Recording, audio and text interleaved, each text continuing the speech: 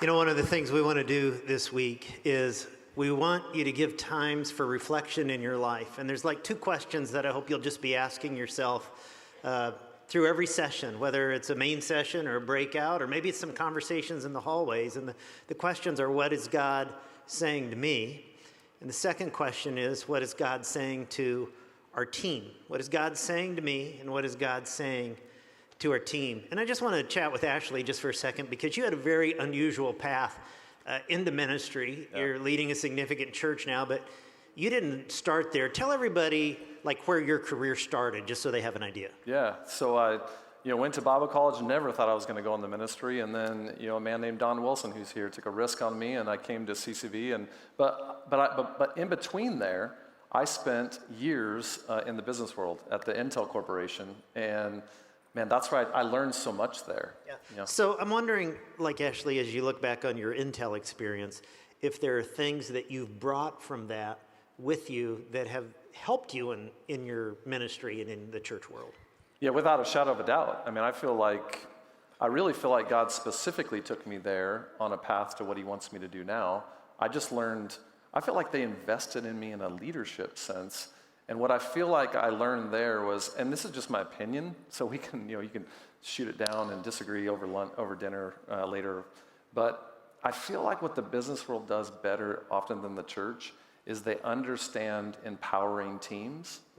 And at times I wonder if, because in most businesses, the product is something that they're producing.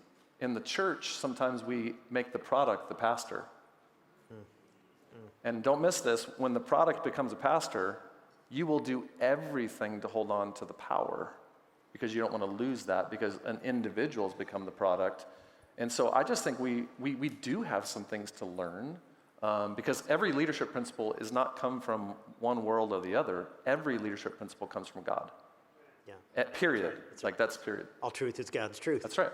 So I want to follow up on, as you were talking tonight about the power of having a complementary team around you.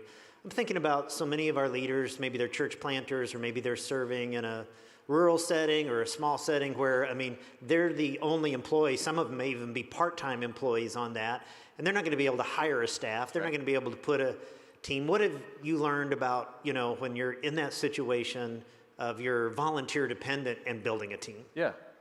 Well, let me first say this. My team's sitting over there, so I want to recognize, where are you guys at? So I'm going to cheer my team on right now. I love you guys. And I just want to point them out, because I want them to feel like I'm only up here because of what those guys do. And what I think happens, like you said, is if you're in a church setting where maybe you're the only person or you got one other person, like, what do you do? And I really believe that you can still create a complementary team. I think it may be harder. And by the way, I forgot to say this in the message. I think what's easier, pointing or doing this? Creating a team is much harder than just pointing. But since when was the easy route the right route?